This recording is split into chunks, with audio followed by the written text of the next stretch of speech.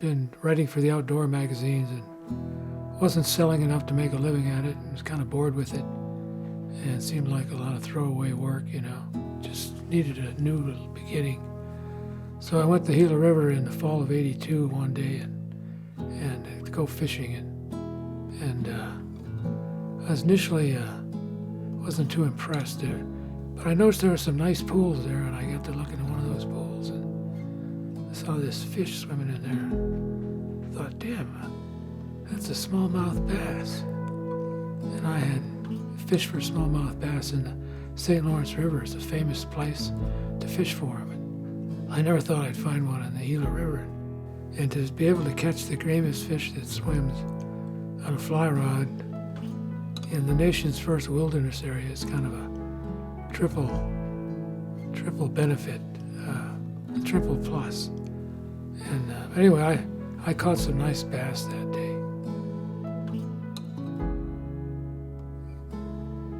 A little over a year later, in the spring of '83, that's when I made a canoe trip down the Gila.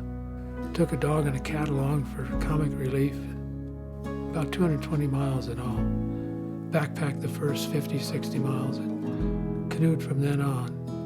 I turned it into a book called Gila Descending, and I sold them out, 2,000 copies. Modest printing, but I sold them out within a year and made a little money at it, actually, and that's how I got started in the book business. It kind of bailed me out, I think. I needed a home ground, what do they call it, that Spanish bullfighting term, querencia. I needed a querencia, place to make my stand, and it was the Gila that did it, the Gila forest in general and the Gila River in particular.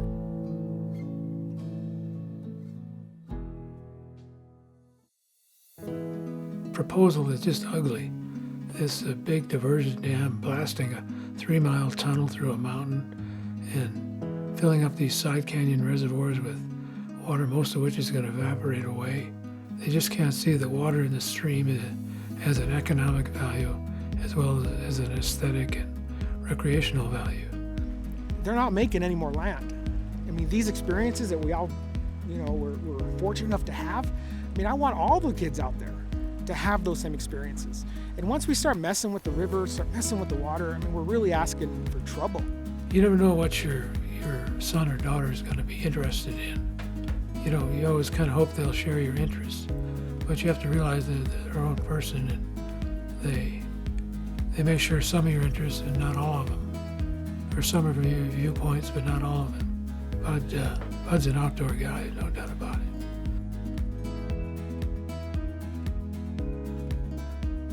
And I think that's what we're really fighting for right now. It's not a matter of, my lifetime. It's a matter of Brock's lifetime. Is he going to have the opportunity?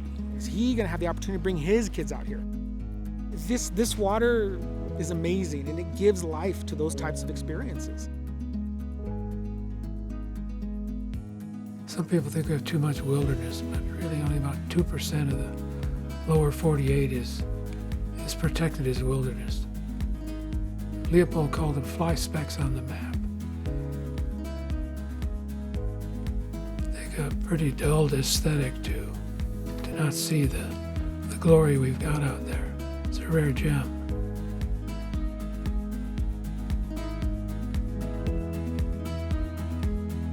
We'll keep it like it was.